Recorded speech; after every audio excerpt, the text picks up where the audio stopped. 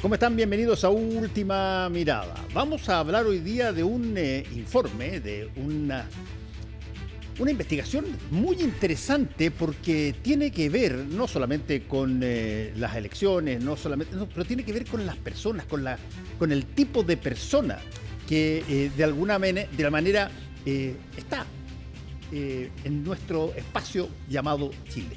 Vamos a conversar con Sebastián Madrid. Él es coordinador de Nodo 21, sociólogo. Muchas gracias por estar con nosotros, Sebastián. Hola Fernando, muchas gracias por la invitación. Sí, una de las cosas interesantes que tiene este informe, que me lo pasaron ustedes, yo lo leí, es que en vez de contestar solamente preguntas que tienen que ver con, el estado físico, el estado material de las personas, el estado psicológico de algunos de ellos, en fin, no. Ustedes hicieron una suerte de trazado de a ver cuál es la capacidad que tiene cada persona para aceptar a determinados personajes como eventualmente líderes o eventualmente como personas por las cuales podrían votar. Y eso es muy interesante porque no se da mucho este tipo de investigación.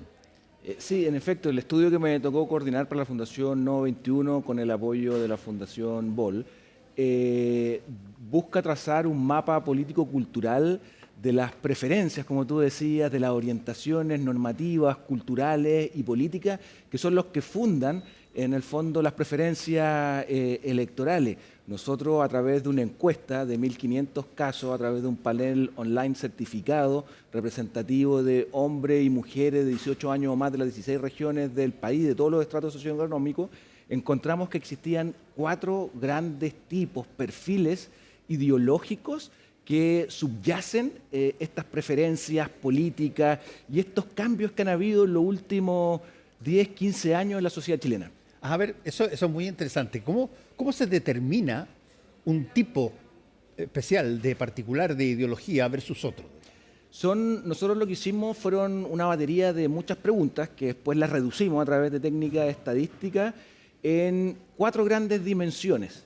Una dimensión relacionada con derechos individuales, aborto, adopción monoparental, relación con el feminismo o antifeminismo, relación con formas de liderar más autoritarias o más democráticas y opiniones y actitudes hacia la migración. Y en base a esas 4 dimensiones construimos 2 grandes ejes, un eje progresista tradicional y un eje autoritario democrático. En base a esos 2 grandes ejes construimos 4 perfiles. A ver, eso es sumamente interesante porque cómo se, describe cada perfil. Tienen 4 perfiles. Sí. Si es que brevemente puedes tratar de reseñarme, a ver, ¿cuáles son los 4 perfiles? El primer perfil es el democrático progresista, que constituye el 25% de la población. Este perfil tiene actitudes pro democracia, pro derechos individuales y a favor del feminismo.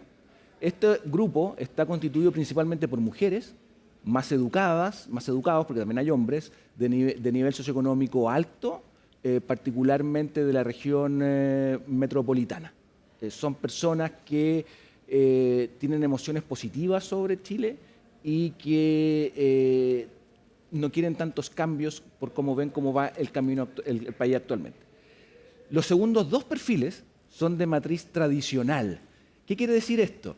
Que están más en contra de los derechos civiles como el aborto o la adopción monoparental, son más antifeministas y tienen, y esto es lo que la hace diferente entre los dos, distintas adscripciones hacia el autoritarismo. El primero, que es el principal grupo, que conforma 34% de la población, son los que denominamos autoritarios tradicionalistas, que, como dice el nombre, son más autoritarios y más tradicionalistas. Este grupo está conformado principalmente por personas entre 30 y 64 años, es decir, en el mercado laboral, sí, de menos educación, de sectores populares, de denominaciones religiosas católicas y evangélicas, y que son nuevos votantes o votantes obligados. El segundo perfil, que también es tradicionalista, pero es menos autoritario, difiere del otro porque está conformado por personas principalmente, porque obviamente hay de todos los grupos de edades, de 65 o más años, ya no de sectores populares o clases bajas, sino que de sectores altos, ya no de ambas denominaciones religiosas, sino que predominantemente católicos. Entonces esa es la diferencia. Nosotros los sesentones somos más autoritarios que... Depende, porque que también hay mayores de 65 que son demócratas progresistas, y el cuarto grupo, que constituye alrededor del 15-17% de la población encuestada, son jóvenes de 18 a 29 años, más populares, pero de todos los sectores socioeconómicos, y que no se identifican con ningún sector político. Y esto es importante porque los demócratas progresistas se identifican mucho más con la izquierda, y los tradicionales, los autoritarios, con la derecha y también con ninguna, y los tradicionales semiautoritarios solo con la derecha. Entonces hay un encaje, hay una alineación con el eje izquierda-derecha. Y desde ese punto de vista, tú has mencionado algunas cifras. ¿Están más o menos parejos? No, Chile, en este sentido, una de las cosas que nosotros vemos, ha ido mutando hacia una agenda que no quiere decir con preferencias políticas, que es más proclive a la derecha. Entonces, dado que este mapa mide actitudes normativas, ideologías, en la metodología se llama clases latentes, vemos cosas que están latentes. Nosotros no le preguntamos directamente, ¿usted es tradicional o autoritario?, sino que en base a la respuesta a estas preguntas, nosotros inferimos estadísticamente y armamos los grupos. Entonces, hoy en día Chile, en el mapa que nosotros hemos construido, que ve un momento específico, una topografía cambiante que nosotros llamamos en el informe, predomina 6 de cada 10 chilenos son más tradicionalistas con alguna variante autoritaria, mientras que el espacio progresista, democrático, es menor, en torno a 3 de cada 10 personas, es decir, la mitad. Ahora, dime una cosa que alguien puede estar pensando, digamos, ¿qué validez científica, si tú quieres, tiene este tipo de estudios cuando son de estas características? Y alguien puede decir, oye, pero ¿por qué razón habrían de ser estos los porcentajes de cada cual? Yo me muevo en determinada situación y todo lo que veo a mi alrededor es de un tipo. Que es una cosa que es un fenómeno psicológico bien interesante, que en inglés se llama group thinking, ¿ah? Y que de pronto, o pensamiento de grupo, de repente tú funcionas sobre la base de grupos que piensan o actúan como tú. Sí, en efecto, o sea, estos grupos no son estancos cerrados. O sea, quiere decir que personas tienen mayor posibilidad de estar en esos grupos dependiendo de las características sociodemográficas y políticas que estábamos hablando. Pero si tú lo ves en términos electorales y mirando las distintas encuestas que hay para la primera vuelta, que es como la fase de grupos de un mundial versus la segunda vuelta, que es un playoff, este mundo progresista democrático es más o menos lo que marca Janet Jara en esta encuesta. El mundo de lo tradicionalista en su vertiente autoritario, ese 60%, es más o menos lo que marcan los 4 candidatos de derecha. Y en cada uno de estos, los tradicionalistas autoritarios se asemejan en porcentaje, por ejemplo, a la votación de las preferencias de la encuesta a lo que tiene Kaiser y Kast, versus los otros que se asemejan a lo que tiene Matei y algo que no es tan parecido a Matei, pero Parisi. Entonces tiene un correlato con las preferencias electorales de las personas, tiene un correlato con esta ideología. Entonces, si bien no es que sean estancos, son mapas culturales que, como la cultura varía, no encasilla a las personas, pero muestra las posibilidades de describir. Déjame hacerte una pregunta que yo la he planteado varias veces acá. ¿Cómo tú puedes notar un fenómeno que tiene raíz ideológica, yo creo más en gente que piensa de esta forma, a una votación que tiene una raíz coyuntural, es decir, que es yo quiero gente fuerte, que proponga, qué sé yo, tener armas, que reponga la pena de muerte, que son básicamente posiciones de fuerza, pero no son necesariamente eternas, son para esta elección y para este momento. ¿Cómo de alguna manera se relaciona con las personas que votan como piensan, no por un liderazgo que hace tilín, digamos? A ver, tiene varias partes. Nosotros no medimos directamente preferencias electorales por algún candidato específico. Esta encuesta, el trabajo de terreno fue hecho a finales de junio, justo antes de las primarias que proclamaron a Janet Jara como candidata oficialista. Y en eso nosotros medimos sí orientación ideológica en términos de eje izquierda y derecha y preferencias de partido. Eso es una cosa. Lo segundo es que nosotros lo que medimos son precisamente estas actitudes que decían. Los autoritarios y los tradicionalistas, por ejemplo, prefieren un líder, están de acuerdo con la afirmación, es preferible un líder autoritario que solucione problemas, aunque esto tenga que saltarse las leyes y la Constitución. Nosotros, otra cosa que vimos sobre el feminismo, el movimiento feminista ha sido a costa de los derechos de los hombres. Muy de acuerdo con esto. Entonces, más tradicionalista esa persona que tiene eso. Y la tercera parte, entonces lo medimos con actitudes sobre cosas súper concretas. O sea, el tema de la migración, donde se ve en todos los grupos que hay una actitud hostil, como le llamamos nosotros, hacia personas que no han nacido acá, un fenómeno nuevo que podemos hablar después. Medimos esa actitud respecto a eso. Personas que dicen, no, estoy súper en desacuerdo, en una escala de 1 a 10, marco 1, respecto a que las parejas del mismo sexo tienen derecho a adoptar hijos o hijas. Entonces, medimos frente a situaciones súper concretas eso.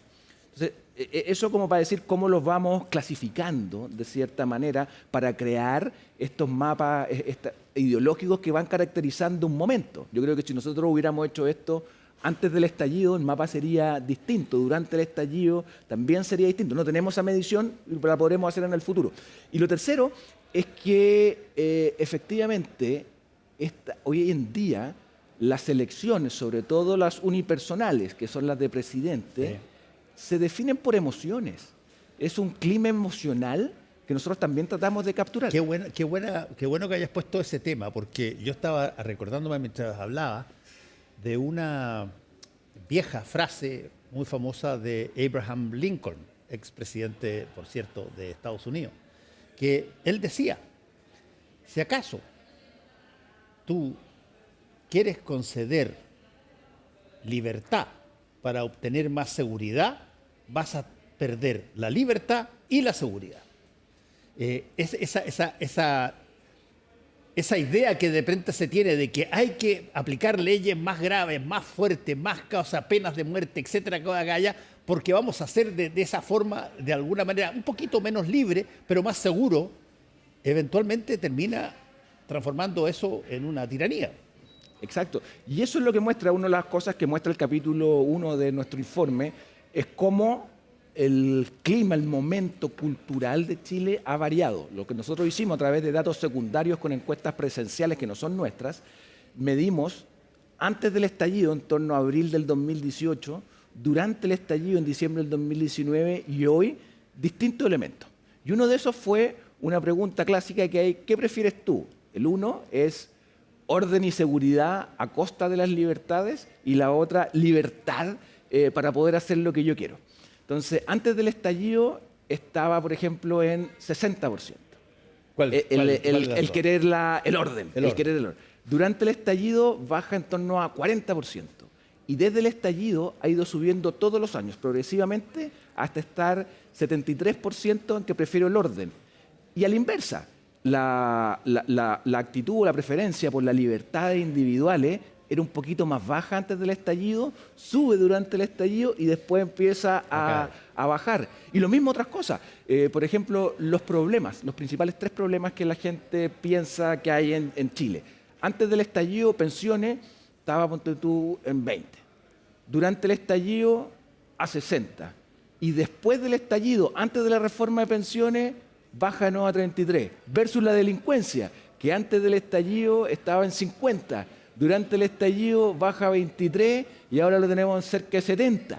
Entonces van cambiando. La percepción de confianza en las instituciones, que Chile ha sido un país que, excepto en el caso de los partidos políticos, existe una relativa confianza hacia las instituciones, era más o menos alta antes del estallido. Durante el estallido se va a pique y ahora, después del estallido, vuelve incluso más, contando las Fuerzas Armadas, Carabineros y la PDI. Entonces nosotros lo que denominamos esto es el cambio del cambio, como este nuevo escenario, este momento coyuntural, que es la base sobre las cuales se estructuran las preferencias políticas y electorales, ha girado en una topografía donde la urgencia por los cambios es sumamente alto. 8 de cada 10 personas quieren muchos cambios y rápidos.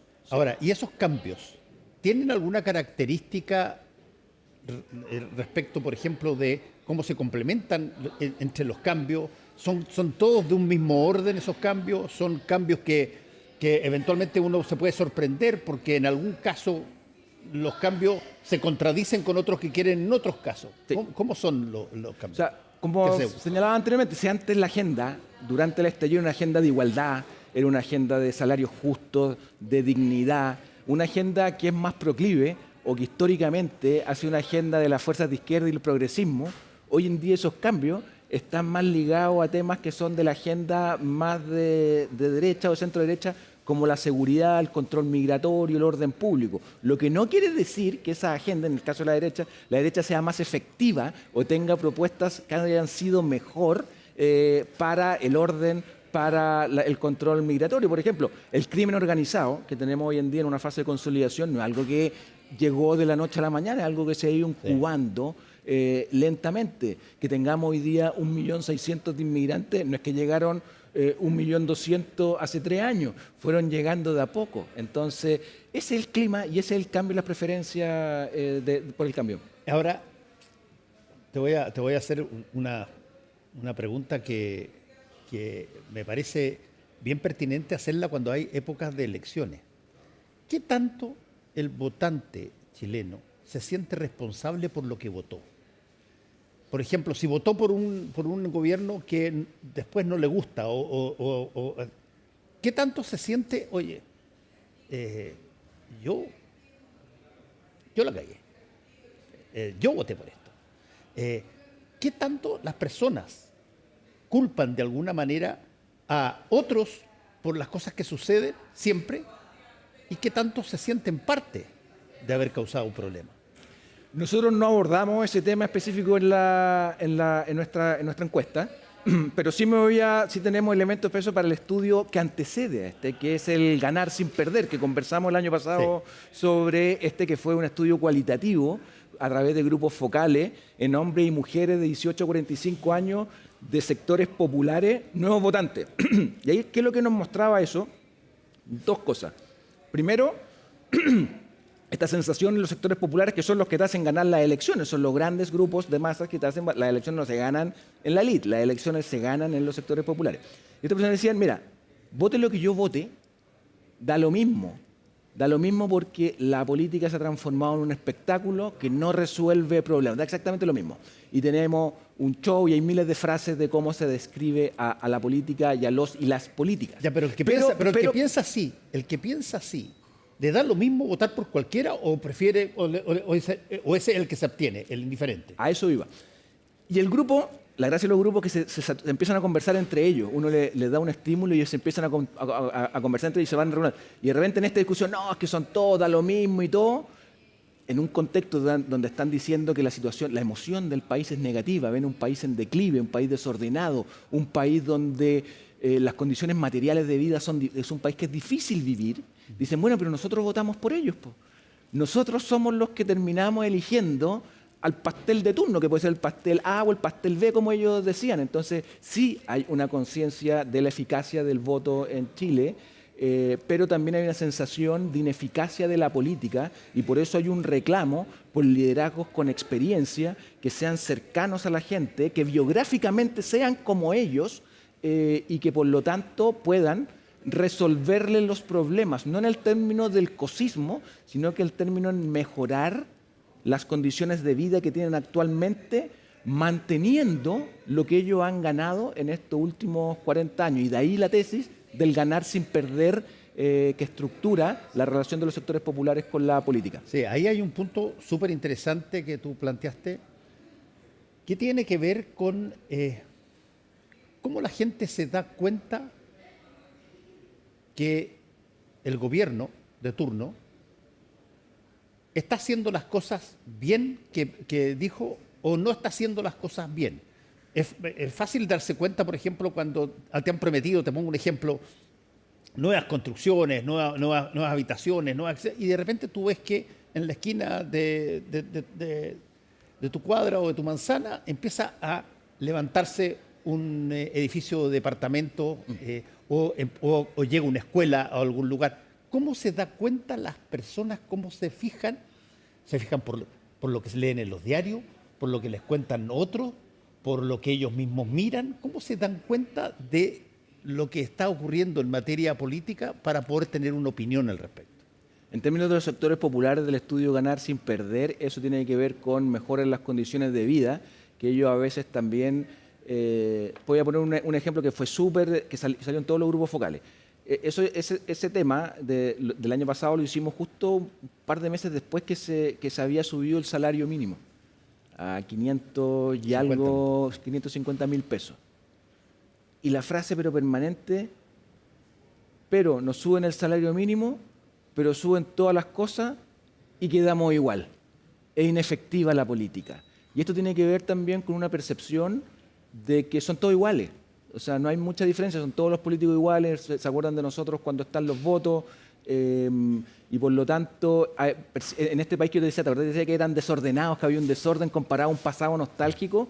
Uno de los principales desórdenes que ven es en la política, que se dedican a politiquear, a pelear entre ellos y no a resolver problemas. Existen marcadas excepciones con algunos políticos y políticas que son percibidos como personas que hacen cosas, que son cercanas, principalmente en el mundo municipal. Porque claro, lo que hace el municipio es mucho más tangible que las leyes del Congreso o políticas públicas.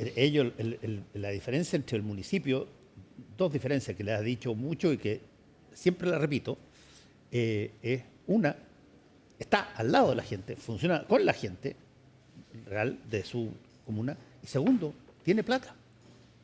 El municipio cobra una serie de cosas, tiene recursos y no tiene que andar pidiéndole al presidente de la República todas las cosas que haga, porque si es que no materializa lo que prometió, gran parte se la van y con justa razón, a endilgar al propio municipio. Pero incluso en un mundo más abstracto como es la presidencia y leyes que son a largo plazo, igual hay cosas de que son concretas y que cambian la vida de las personas. Por ejemplo, dos ejemplos del Ganar sin Perder que salían en los focus group. La política de ajuar de la expresidenta Bachelet, nombrada por todos. Hombres y mujeres se recordaban de esta ajuar que le llegaba cuando tenían un recién nacido. Políticas como la gratuidad. La gratuidad en educación superior también es algo que sale bastante en los grupos focales. Con esto, oye, tengo un primo que si no hubiera podido entrar a la universidad. Son políticas que son concretas. Mejora es, por ejemplo, en el GES en temas de salud.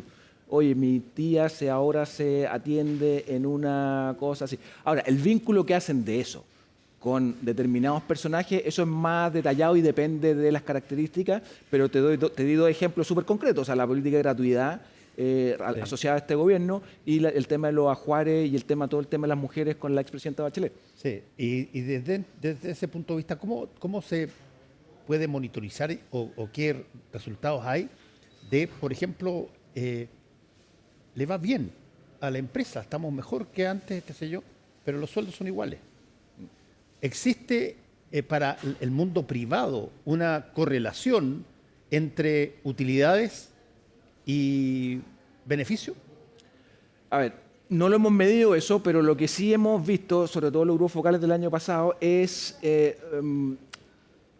que a quienes responsabilizan principalmente por el declive del país es a los políticos. Sí. Pero luego en las mismas conversaciones alguien dice, oye, pero los empresarios también dicen lo mismo. A veces son buenos, a veces son malos.